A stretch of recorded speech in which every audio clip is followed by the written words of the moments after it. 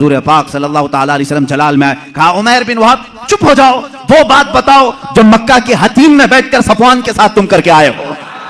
हतीम काबा के अंदर बैठ करके तुमने जो सफवान के साथ डीलिंग की है, मुआहिदा किया, वो बात बताओ। ये रसूल पाक सल्लल्लाहु अलैहि वसल्लम ने जैसी कहा, उमैर बिन वहब कहता है मेरे बदन में राशा तारी हो गया, कपकपी तारी हो गई, इसलिए कि ये बात मेरे और सफवान के दरमियान राज थी। मक्का में तीसरा कोई नहीं जानता था, मदीने में बैठा हुआ ताजदार मदीना मेरी खबर दे रहा है। उमैर बिन वहब ने कहा अशहदु अन्नका मुहम्मदन रसूलुल्लाह, मैं गवाही देता हूं कि आप अल्लाह के सच्चे रसूल हैं। तलवार छोड़ दी, ईमान ले आए। हजरत उमर ने गले से गले लगाए, सफवान बिन उमैया के पास आए, हतीम काबा के अंदर, खाना काबा के हतीम के अंदर बैठे। उमैर बिन वहब ने कहा मेरे पास तो कुछ है नहीं, माल और दौलत, लोगों के कर्जे बड़े हुए हैं और हर कोई कर्जा मांगने आता है, ऐसे में मेरे बेटे को मोहम्मद ने कैद कर लिया है, क्या कहूं। सफवान ने देखा सेम मैटर मेरा भी है, मुझे भी बदला लेना है, इसका भी है, एक काम करते हैं। उसने ऑफर दिया, कहा ए उमैर तेरे सारे कर्जे चुका दूंगा, प्लस इनाम दूंगा और मेरी तरफ से तलवार दूंगा, बस तू मोहम्मद का कत्ल करके आ सल्लल्लाहु ताला अलैहि वसल्लम। दोनों खुफिया मीटिंग करते हैं खाने काबा की हतीम में बैठकर, और उसके बाद सफवान ने अपनी तलवार को जहर में बुझाकर आग में तपा करके कि किसी को थोड़ा जख्म भी दे दिया जाए तो मर जाए, इतनी जहरीली तलवार उमैर बिन वहब के हाथ में थी। उमैर बिन वहब को शैतान कुरैश कहते थे कि सबको भड़काने वाला, जंगे बदर में लाने वाला। उमैर बिन वहब ये जहरीली तलवार लेकर मदीने आए। मदीने जिस वक्त ये पहुंचा, यहाँ हालात कैसे थे, मस्जिद नबवी के अंदर वो कैदी बंधे हुए थे, हुजूर पाक सल्लल्लाहु ताला अलैहि वसल्लम अंदर हैं, हजरत उमर फारूक रज़ियल्लाहु ताला अन्हु चंद सहाबा के साथ पहरा दे रहे थे, और हजरत उमर जहाँ खड़े हों किसकी मजाल है कि अंदर जाए। जब वो करीब आया, अभी करीब आ रहा था उमैर बिन वहब, हजरत उमर बिल्कुल चौंक गए और उसके बाद अपने साथियों से कहा खुजू हादल कल, पकड़ो इस कुत्ते को, ये आया क्यों है मदीना, ये बदर में दुश्मन बन करके आया था, ये अल्फाज है हदीस पाक में। कहा इस कुत्ते को पकड़ो जो पूरे लोगों को भड़का करके बदर में ले आया था, और झपट पड़े उस पर और उसके गले में रुमाल डाल करके उसको फंदा बना लिया। कहा क्यों आया है, कहा नहीं बस बेटे से मिलने आया था, बेटे से मिलने आया था, मेरा बेटा कैदी हुआ है तुम्हारे यहाँ, देखूं तो कुछ हाल चाल पूछ लूं इसलिए आया हूं। तो हजरत उमर ने कहा इसको पकड़े रहो, पहले मैं इजाजत तो ले लूं रसूल पाक से। अंदर गए, कहा या रसूल अल्लाह सल्लल्लाहु ताला अलैहि वसल्लम, उमैर बिन वहब आया है, कुरैश का वो भड़काने वाला आदमी जो जंग बदर में सारे लोगों को उकसा रहा था, और मुझे लगता है उसकी नीयत सही नहीं है। कौन कह रहा है, उमर इब्ने खत्ताब रज़ियल्लाहु ताला। हुजूर के जो मुहिब थे वो भी लोगों की नजरें देखकर पहचानते थे, कहते हैं मुझे उसकी नीयत सही नहीं लग रही है। हुजूर पाक सल्लल्लाहु अलैहि वसल्लम ने फरमाया उसको अंदर तो ले आओ, मैं भी पूछूं कि किस लिए आया है। हजरत उमर उसी तरह फंदा डाल करके अंदर ले आए। रसूल करीम सल्लल्लाहु ताला अलैहि वसल्लम ने बात करना चाहिए, उसकी हलक में अटक रहा था। हजरत उमर से कहा छोड़ दो उसको, बात करने दो। तलवार भी है उमैर बिन वहब के पास, जहरीली तलवार जो लटकी हुई है। रसूल करीम सल्लल्लाहु ताला अलैहि वसल्लम के ऊपर कभी किसी का रौब तारी नहीं हुआ, कभी हुजूर पाक के जिस्म अक़दस पर किसी का रौब तारी नहीं हुआ। निहायत ही संजीदगी के साथ अल्लाह के नबी सल्लल्लाहु ताला अलैहि वसल्लम ने पूछा ए उमैर क्यों आना हुआ मदीने। उसने कहा बेटे की खैर खैरियत के लिए आया हूँ, मेरा बेटा कैदी बनकर के आपके यहाँ आया है। हुजूर ने फरमाया नहीं, ये मकसद नहीं होगा तेरा, ये मकसद तो नहीं होगा, सच सच बता। कहा नहीं, बेटे की खबर लेने के लिए ही तो आया हूं। हुजूर ने फरमाया बेटे की खैरियत पूछने के लिए तलवार लेके क्यों आए हो, तलवार की क्या जरूरत है। उसने तलवार नीचे फेंक दिया और कहा इन तलवारों का क्या, जंगे बदर में तो आपने देखा हमारे पास तलवारें थी फिर भी हम कामयाब नहीं हुए, इन तलवारों का क्या लेना। वो बातें बना रहा था जैसे सामने वाले को यूं समझा हो कि नहीं जानता है। वो तलवार नीचे रख करके कह रहा है तलवार से क्या होना जाना है, कुछ तो नहीं होगा। हुजूर पाक सल्लल्लाहु ताला अलैहि वसल्लम जलाल में कहा उमैर बिन वहब चुप हो जाओ, वो बात बताओ जो मक्का के हतीम में बैठकर सफवान के साथ तुम करके आए हो। हतीम काबा के अंदर बैठ करके तुमने जो सफवान के साथ डीलिंग की है, मुआहिदा किया, वो बात बताओ। ये रसूल पाक सल्लल्लाहु अलैहि वसल्लम ने जैसी कहा, उमैर बिन वहब कहता है मेरे बदन में राशा तारी हो गया, कपकपी तारी हो गई, इसलिए कि ये बात मेरे और सफवान के दरमियान राज थी। मक्का में तीसरा कोई नहीं जानता था, मदीने में बैठा हुआ ताजदार मदीना मेरी खबर दे रहा है। उमैर बिन वहब ने कहा अशहदु अन्नका मुहम्मदन रसूलुल्लाह, मैं गवाही देता हूं कि आप अल्लाह के सच्चे रसूल हैं। तलवार छोड़ दी, ईमान ले आए। हजरत उमर ने गले से गले लगा लिया और उसके बाद बाहर आकर के कहते हैं सहाबा से, ऐ लोगों, पहले मुझे ये शख्स खिंजीर से ज्यादा नापसंद था, लेकिन ईमान लाया है, अब मुझे मेरे अजीज बेटे से ज्यादा महबूब है। ये ईमान की अलामत भी है। अल्लाह के नबी सल्लल्लाहु तआला अलैहि वसल्लम ने वो खबर दी जो हतीम काबा में बैठ करके वो राजो नियाज से बातें कर रहे थे। इसलिए मेरे अजीजों, जब आप अपने घर में तन्हाई में बैठ करके याद करें, इस यकीन के साथ याद करो कि मेरा नबी सुन रहा है, मेरे आका को इसकी खबर है। अब रही बात, वो जिंदगी में जानते थे, बादे वफात भी जानते हैं। ये भी दलील हमारे पास। पहले हम जिंदगी ही की बात कर लें, जाहिरी जिंदगी की। अल्लाह के नबी सल्लल्लाहु तआला अलैहि वसल्लम के साथ एक बार नहीं कई मरतबा ये मामला आता है। जंगे मौता, यह जॉर्डन की सरजमीन पर है, उर्दुन, जिसको अरबी में उर्दुन कहते हैं, इंग्लिश में जॉर्डन। जंगे मौता ये एक बड़ी खतरनाक जंग हुई है सहाबा के साथ। उसमें रसूल करीम सल्लल्लाहु तआला अलैहि वसल्लम शरीक नहीं थे, मदीने तैयबा में थे चंद सहाबा के साथ। इसमें सहाबा गए, हजरत जाफर तैयार अल्लाह ताला सिपह सालार बन करके गए थे। हजरत जाफर तैयार हुजूर सल्लल्लाहु तआला अलैहि वसल्लम के चचेरे भाई हैं, हजरत मौला अली करमल्लाहु वजहुल करीम के सगे भाई हैं जाफर बिन अबी तालिब। ये सिपह सालार बन करके गए, वहां पर बाजिंतीनी लोगों से सख्त तरीन मुकाबला था। मदीने में मेरे आका सल्लल्लाहु तआला अलैहि वसल्लम बैठे हुए हैं, जंगे मौता हो रही है। आज आप जाकर के कैलकुलेट करके देख लेना, मदीने से जॉर्डन का फासला कितना है, काफी ज्यादा होगा।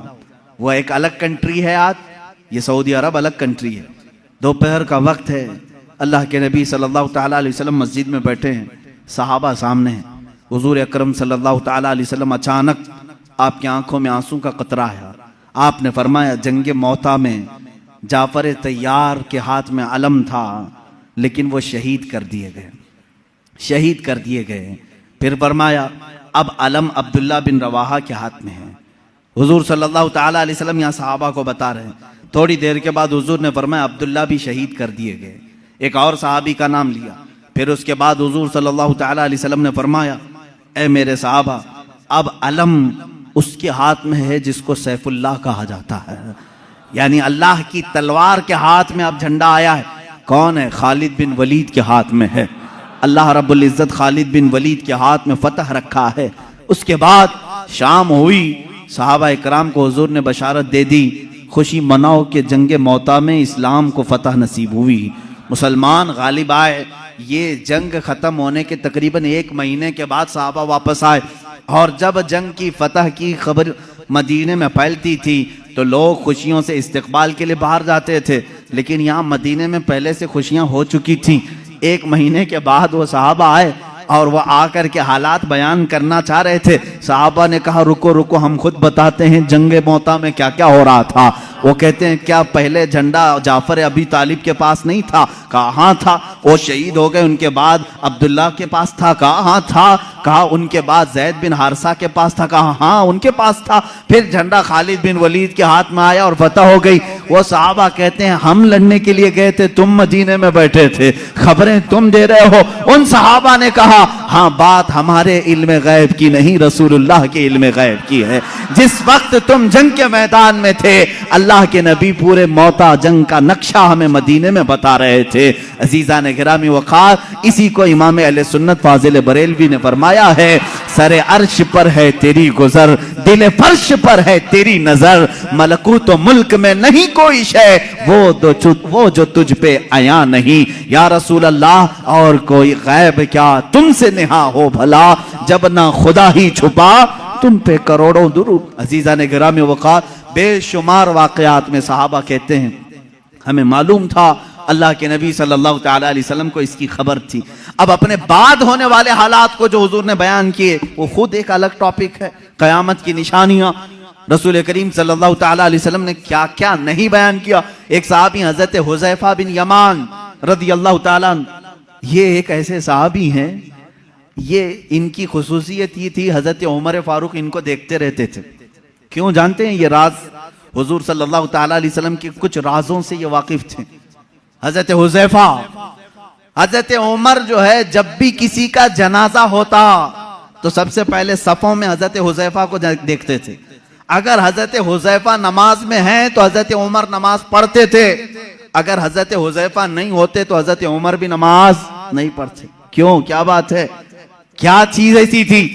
आपसे पूछा गया अमीरुल मोमिनीन क्या बात है, क्यों आप हुज़ैफा को तलाश करते हैं और जब हुज़ैफा जमात में हो तो आप नमाज पढ़ते हैं जनाजे की, वो ना हो तो नमाज जनाजा नहीं पढ़ते?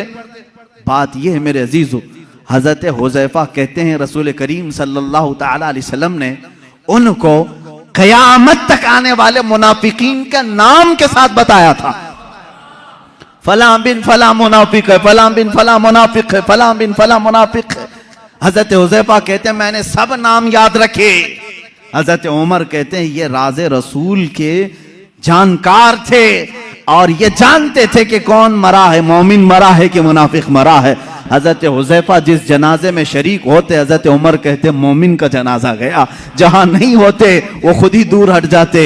हजरत हुज़ैफा नहीं है इसका मतलब है दाल में कुछ काला जरूर है। मेरे अजीजों, हुजूर अकरम सल्लल्लाहु ताला अलैहि वसल्लम ने उन्हें नाम के साथ बताया था। क्या ये गैब की खबर नहीं है? ये गैब की खबर नहीं है किसके दिल में क्या छुपा है। ईमान और निफाक तो ये दिल की कैफियत का नाम है। हुजूर अकरम सल्लल्लाहु ताला अलैहि वसल्लम नमाज की हालत में हो और सहाबा इकराम पीछे नमाज पढ़ रहे हो, तब भी हुजूर फरमाते हैं तुम्हारे रुकू और सजदे भी मुझसे छुपे हुए नहीं, तुम अपने दिलों में जो सोचते हो वो भी खबरें अल्लाह ताला मुझ पर मुनकशिफ फरमाता है। अब हजरत हुज़ैफा रज़ियल्लाहु ताला अन्हु फरमाते हैं, वही हदीस सुन लें। हुजूर अकरम सल्लल्लाहु ताला अलैहि वसल्लम एक दिन अपने हुजरे से बाहर आए, मिंबर पर खड़े हो गए, फज्र की नमाज पढ़ाकर मिंबर पर खड़े हो गए, खुतबा देते रहे, खुतबा देते रहे। हजरत हुज़ैफा कहते हैं जोहर की अजान हो गई, जोहर तक जोहर की नमाज पढ़ाई। हुजूर पाक सल्लल्लाहु अलैहि वसल्लम फिर मिंबर पर चढ़े, खुतबा देते रहे, असर हो गई, असर के बाद फिर खुतबा दिया, मगरिब हो गई, मगरिब के बाद फिर खुतबा दिया, इशा हो गई। इतना लंबा खुतबा पूरी जिंदगी पाक में कभी नहीं था। हजरत हुज़ैफा रज़ियल्लाहु ताला अन्हु इस हदीस के रावी फरमाते हैं ये वो दिन था जब मैं तन्हा नहीं और भी सहाबा थे। अल्लाह के नबी सल्लल्लाहु ताला अलैहि वसल्लम ने अपनी वफात के बाद से लेकर क़यामत तक आने वाले हर फितने को हुजूर ने खुतबे में बयान किया।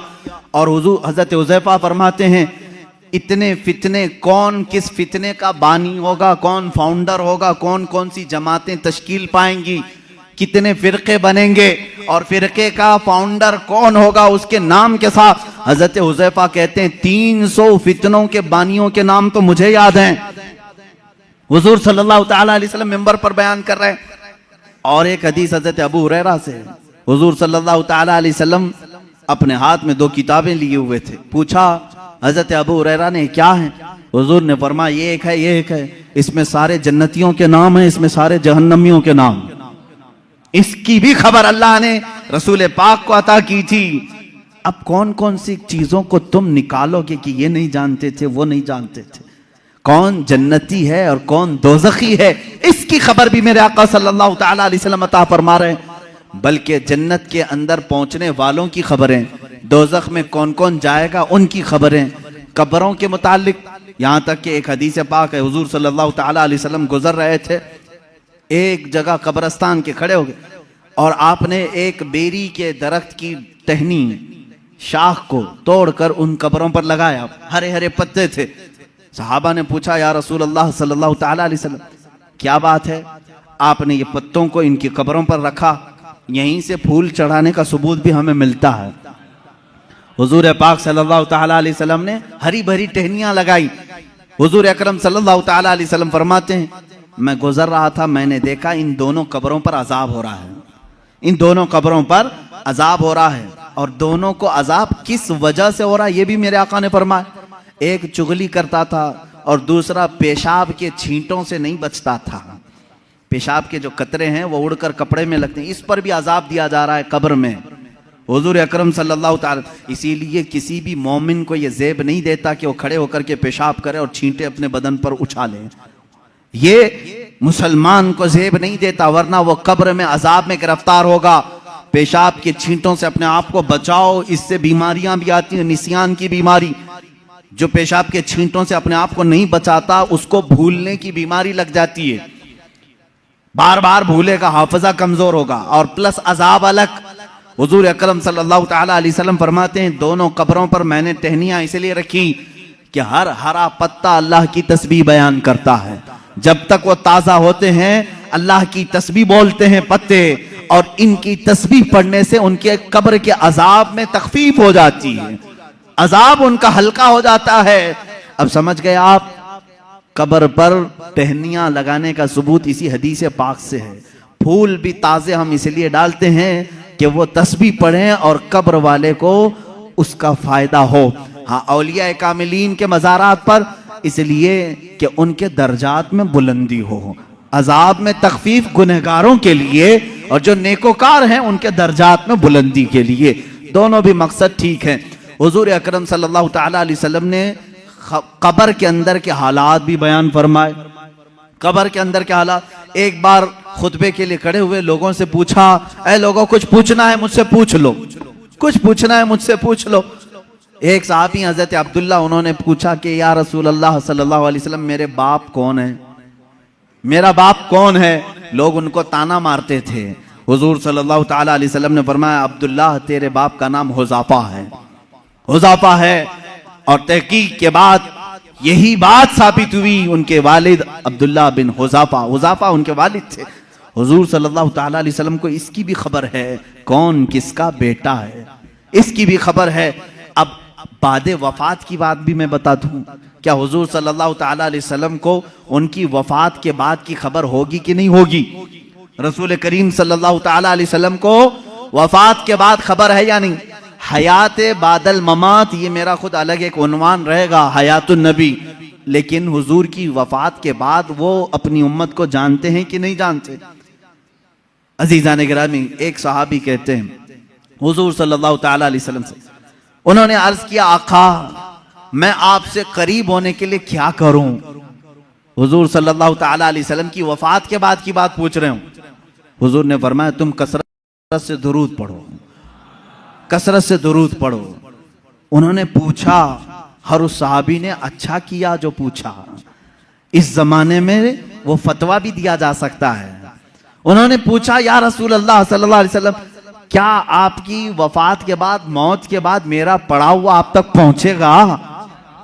यही तो सवाल है दूसरों का। और उन्होंने सुन्नियों का बोझ भी हल्का किया, कोई शक में ना रहे। हुजूर पाक सल्लल्लाहु अलैहि वसल्लम ने जवाब में भी इतना ही नहीं फरमाया पहुंचेगा, बल्कि यूं फरमाया सहाबी को, वो और लोग हैं जिनके मरने के बाद हड्डियां गल जाती हैं, जिस्म सड़ जाता है। इन्नल्लाह हर्रम अलल अर्दि अन तअकुल अजसादल अंबिया फनबियुल्लाहि हय्युन युरज़क़।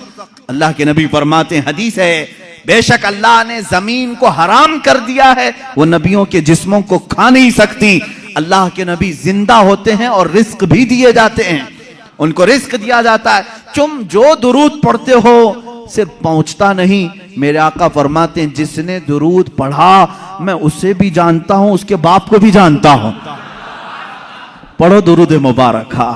अल्लाहुम्मा सल्लि अला सय्यिदिना मुहम्मद व अला आलिहि व अस्हाबिहि व बारक व सल्लम अबदा। रसूल करीम सल्लल्लाहु ताला अलैहि वसल्लम फरमाते हैं, मैं उसको भी जानता हूं, उसके बाप को भी जानता हूं।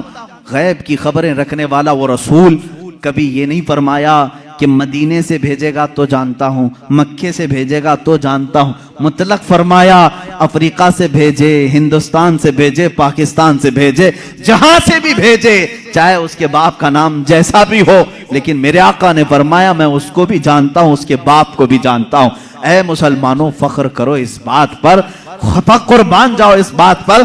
एक दुरूद ऐसा है एक इबादत ऐसी है जब हम यहां पढ़ते हैं हमारे बाप का तज़किरा मदीने में हो रहा होता है, मेरे आका की जालियों के सामने हमारे बाप का नाम तक पहुंच जाता है। इससे बड़ी खुशकिस्मती तुम्हारी और क्या हो सकती है जब नबी को फरिश्ता जाकर यह बता रहा हो, या रसूल अल्लाह फला का बेटा फला अभी दुरूद पड़ा है और आपकी बारगाह में पहुंचाया जा रहा है। फरिश्ते पहुंचाते हैं। बाज वो हैं, हुजूर फरमाते हैं, जिनके दुरूद को मैं खुद सुनता हूं। बाज वो हैं जिनके दुरूद को मैं खुद सुनता हूं, और बाज वो हैं जिनके दुरूद को अल्लाह के मलाइका फरिश्ते मुझ तक पहुंचाया करते हैं। ये कब तक पहुंचाते हैं इसकी भी कोई लिमिट नहीं, जब तक क़यामत ना आ जाए रसूल पाक हर उम्मती की खबर रखते हैं। मेरे अजीजों, ये अकीदा क्यों जरूरी है अब मैं आपको बताता हूं। जालिमों ने, अंग्रेजों ने, यहूदियों ने, उनके अंदर एक जमात है मुस्तशरिक, जिसको ओरिएंटलाइज्म कहा जाता है। ये मुस्तशरिक हैं, ये इस्लाम को पढ़ते हैं, होते यहूदी हैं, ईसाई हैं, मशनरी के लोग इस्लाम को पढ़ते हैं, कुरान पढ़ते हैं, हदीस पढ़ते हैं, आलिम भी बन जाते हैं, और फिर हमारी यूनिवर्सिटीज में पढ़ाते भी हैं और लोगों के दरमियान इस्लाम की बातें करते हैं, लेकिन कुछ न कुछ इसमें से एतराज निकाल करके मुसलमानों के अकीदे में कशमकश लाना चाहते हैं, वसवसे डालना चाहते हैं। ऐसे हर जमाने में रहे, आज भी है। खुद मिस्र में जामिया काहिरा यूनिवर्सिटी का नाम है, काहिरा यूनिवर्सिटी, वहां पर आज भी वो यहूदी इस्लामी तालीमात पढ़ा रहे हैं, फिक़ह इस्लामी पढ़ाते हैं। वो है नहीं मुसलमान, लेकिन इस्लामी तालीमात से खूब वाकिफ है। और उन्होंने, एक गोल्ड ज़हर नाम का शख्स था जो मुस्तशरिक है, उसने किताबें लिखी, वो हदीस भी और कुरान की तफसीर भी जानता था। हैरत होगी आपको, दुनिया की सबसे बड़ी डिक्शनरी हदीसों को तलाशने के लिए बड़ा मसला था कि कौन सी हदीस कहाँ है, बुखारी में है कि मुस्लिम में है, मिशकात में है, तिरमिजी में, अबू दाऊद में, नसाई में, इब्ने माजा में, हदीस की हजारों किताबें, कहाँ कौन सी हदीस मिलेगी। इसकी पहली डिक्शनरी जिन्होंने बनाया, अल-मुअजमुल मुफहरिस लि अल्फाजिल हदीस, ये तकरीबन 6 या 7 जिल्दों में किताब है, डिक्शनरी है। अलिफ से अगर हदीस शुरू होती है तो ये कहाँ कहाँ मिलेगी उसके साथ लिखा हुआ है। इस पर पूरी मेहनत किया 4 यहूदी आलिमों ने, वो मुसलमान नहीं। उनको क्यों इतनी फिक्र है, क्यों वो इतनी मेहनत कर रहे हैं? तफसीर पर लिखा है इन्होंने, इल्मे तफसीर पर किताबें लिखी हैं। मेरे अजीजों, मोहब्बत इस्लाम में नहीं, अदावत इस्लाम में लिखते हैं और उसके बाद एतराज करते हैं खुद अपनी तरफ से और मुसलमानों में छोड़ देते हैं। यहीं से जमातें बनती हैं, यहीं से जमातें बनती हैं। इनके जो शागिर्द हैं मुस्तशरिकीन के, वो मॉडर्न ख्याल बन करके मुसलमानों में आते हैं और नई नई बातें ले आते हैं। मोहम्मद बिन अब्दुल वहाब नजदी, जो सबसे पहले अपने नए अकायद को सऊदी अरब में पेश किया, इनके उस्ताद कौन कौन थे जरा आप मुझे बताओ, कहां कहां पढ़े थे? उस्ताद से मुतासिर होकर के आए। ऐसे मिस्र में भी बहुत सारे हैं जो जर्मनी में इस्लामी तालीमात पढ़ते रहे, इंग्लैंड में पढ़ते रहे, इस्लामिक डिपार्टमेंट के अंदर बहुत सारे मुदर्रिस इस्लाम पढ़ाने वाले यहूदी हैं, ईसाई। ये भी नहीं कि छुप करके, बल्कि वो जाहिर भी हैं, वो कहते भी हैं हम ईसाई हैं, हम यहूदी हैं, लेकिन इस्लाम को हम पढ़े हुए हैं एज ए नॉलेज, एक दिरासा के तौर पर। लेकिन उनका काम सिर्फ ये होता है कुछ ना कुछ वसवसा डालना, कुछ ना कुछ वसवसा डालना। ऐसे हजारों वसवसे उन्होंने डाले, लेकिन उलमाए रब्बानियीन की जमात हर जमाने में रही है जो दंदा शिकन उनका जवाब भी देती रही। सबसे पहले इनकार करने वाले हुजूर सल्लल्लाहु तआला अलैहि वसल्लम के हयात बाद वफात के लिए ये मुस्तशरिकीन ही थे। इन्होंने शोशा डाल दिया था कि नबी मर कर खत्म हो चुके हैं, अब उनका कोई असर बाकी नहीं, इन्फ्लुएंस नहीं रहेगा। इस तरह की बातें उन्होंने लिखी, उनसे एडॉप्ट किया कुछ हमारी जमात के उलमा, वो बाद में अलग हो गए। हुजूर सल्लल्लाहु तआला अलैहि वसल्लम के इल्म के बारे में सबसे पहले यही मुस्तशरिकीन यहूदियों और ईसाइयों ने सवालात छोड़े। सबसे पहले इन्हीं की तरफ से एतराज आता है कि रसूल पाक सल्लल्लाहु तआला अलैहि वसल्लम को कभी गशी आ जाती थी और इस आलम में वो कुछ ना कुछ बोल जाते थे, मुआज़ल्लाह रब्बिल आलमीन। इस तरह की नाज़ेबा तोहमतें उन्होंने हुजूर की जात पर लगाई और कहा उनको इतना इल्म नहीं था फलां फलां चीज़ों का, वो अचानक बोल देते और लग जाती कुछ चीज़ें। इनसे अडॉप्ट करके कुछ उलमा आए। मेरे अजीज़ों, क्यों जानते हैं ये मेरे आका के इल्म गैब पर क्यों इस तरह की बातें करते हैं? सिर्फ इसलिए कि उम्मत के जहन में हुजूर का मर्तबा कम कर दिया जाए। आज तुम्हें डर किस बात का लगता है? नबी की शान में एक जुमला भी कहने से 1000 बार सोचते हो। अल्लाह के नबी हैं, उनके बारे में हम मजाक में भी कोई जुमला नहीं कह सकते, ईमान चला जाएगा। आज तक ये डर है या नहीं? आज तक ये डर है। लेकिन ये चाहते हैं कि उनको भी आम इंसान की तरह पेश कर दें, उनका भी मजाक हो सकता है। तो जब उम्मत मजाक को सहना पसंद कर लेगी तो समझ लो कि तुम्हारा रिश्ता खत्म हो गया, अब तुम्हारा इस्लाम ही खोखला हो गया। तुम नबी की हर बात को मजाक में भी ले सकते हो। अरे उन्होंने यूं ही कह दिया होगा, कभी बशरियत में ये भी बोलते थे, कभी वो भी बोलते थे, उनकी बातें ऐसी थी। मुआज़ अल्लाह रब्बिल आलमीन। यहां आ जाती है बात सीधे तुम्हारे इस्लाम की जड़ों पर, इसलिए इसको इतना हल्का मत समझना। इल्म गैब पर डिस्कस करने वालों को मैं ये कहता हूं, ऐ नौजवानों, तुम्हारी ये फील्ड नहीं है, तुम्हारा ये मैदान नहीं है, मुनाजरे करना तुम्हारा काम नहीं है। बस इतना तुम अकीदा रखो, हम इस मसले में कोई गुफ्तगू नहीं करना चाहते। मेरे रसूल को इतना इल्म था जितना मेरे मौला ने दिया था। रब ताला जाने कितना दिया था, रसूल जाने कि कितना लिया था। बस इस पर तुम अपनी गुफ्तगू को खत्म कर देना। दूसरा, कोई भी शैतान तुम्हारे पास आए, मैसेज करे, रसूल को इस बात की खबर नहीं थी, रसूल को उस बात की खबर नहीं थी, तुम हर एक के डिबेट में मत बैठना। शैतान गुफ्तगू में लगा करके तुम्हारा ईमान सल्ब करना चाहता है, तुम्हारे ईमान पर डाका डालना चाहता। शुरू में तुम डिफेंस में जवाब देते रहोगे और जब थक जाओगे तब सोचो कि मेरे भाई सही कह रहा है सामने वाला, मेरे पास तो कोई दलील ही नहीं, हमारे उलमा के पास भी कोई दलील ही नहीं। इमाम राजी के पास शैतान आकर के उनके खुदा का यकीन उनका मुतजलजल कर गया था। इमाम राजी वक्त के बड़े इमाम हैं। शैतान एक बुजुर्ग की शक्ल में आया और कहा, तुम अल्लाह को एक मानते हो, क्या दलील है तुम्हारे पास? उन्होंने दलील दी। दूसरा, उसने शैतान काट दिया, कहा ये तो नहीं हो सकता। दूसरी उन्होंने दलील दी, वो भी काट दिया। उन्होंने अल्लाह के एक होने पर 360 दलीलें दी। उनकी मौत का वक्त करीब था, 360 दलीलें दी। लेकिन बाद में उनके पीरो मुर्शिद नजमुद्दीन कुबरा रहमतुल्लाह ताला अलैह, उनकी मदद आई। उन्होंने कहा इमाम राजी को, ए राजी, तू उससे क्यों नहीं कहता कि मैं अपने खुदा को बगैर दलील के एक मानता हूं? बस इतना कह दे और दामन छुड़ा ले। फिर इमाम राजी ने कहा, एक वक्त ऐसा आ गया था राजी का, वो सोचने लग गए थे कि अल्लाह एक है भी कि नहीं है, एक है कि नहीं है, डगमगा दिया था शैतान। तब फिर पीरो मुर्शिद की निस्बत भी काम आई। कहा नहीं, इस बारे में मैं दलील ही नहीं देता, मैं मानता हूं अल्लाह एक है तो एक है।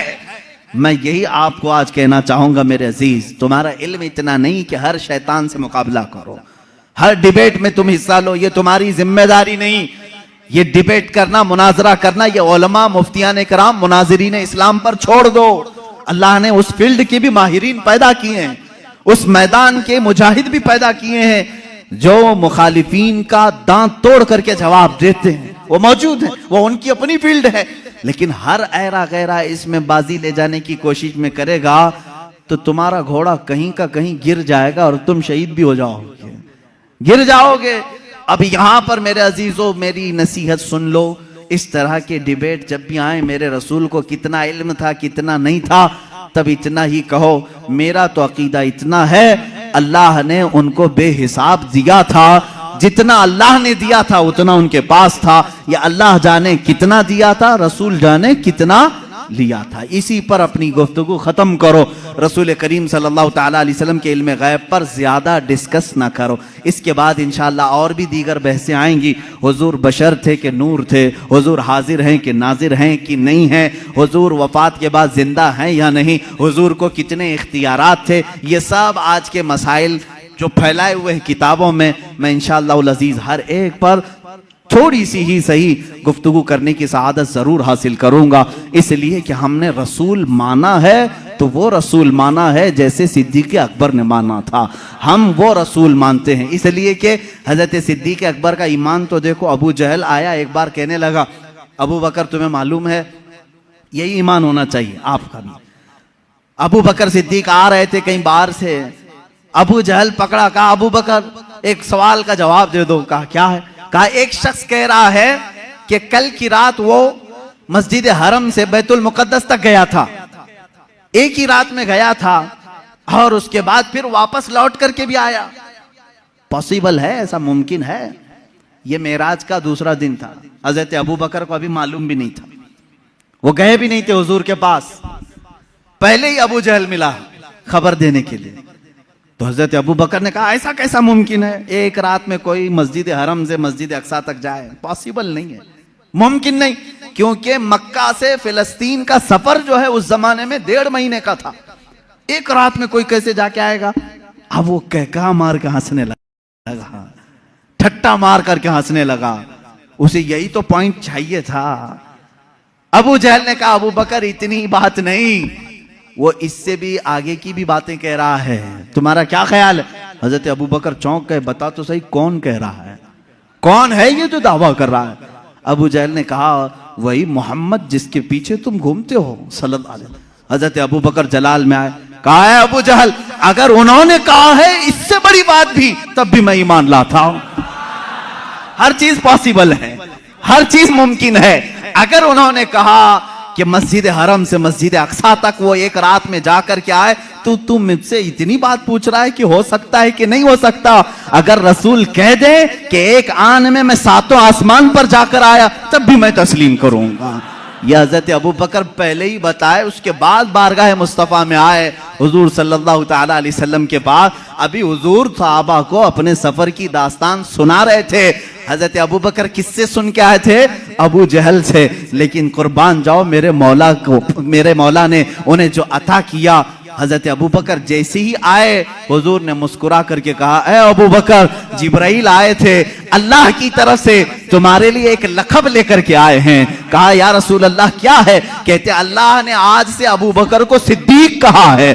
सिद्दीक उसको कहते हैं जो सच्चाई की तस्दीक करता है, जो हर सच्ची बात को एक्सेप्ट करता है। हजरत अबू बकर अभी हुजूर से सुने नहीं, दुश्मन से सुने हैं, तब वो इकरार कर रहे हैं ए जालिमो, तुमने मुहद्दिसीन से सुना है, औलिया कामिलीन से सुना है, सहाबा ताबईन से सुना है कि रसूल क्या क्या जानते थे, फिर भी इनकार कर रहे हो। हजरत अबू बकर ने अबू जहल से सुनकर के भी इनकार नहीं किया। अल्हम्दुलिल्लाह हम सिद्दीकी ईमान रखते हैं कि हमने अपने औलिया कामिलीन की जुबान से सुना कि रसूल मा काना व मा यकून की खबर रखते हैं। हमारा अकीदा भी यही है कि रसूल मा काना व मा यकून की खबर रखते हैं। वह अव्वलीन के भी आका हैं, वह आखिरीन के भी आका हैं। वही है यासीन, वही है ताहा, वही है फुरकान, वही है अव्वल, वही है आखिर। मेरे आका की जात पर ये सारी चीजें मुंतहा हैं। अल्लाह रब्बुल इज्जत हमें अहले सुन्नत व जमाअत के सच्चे मजहब पर कायम व दायम रखे।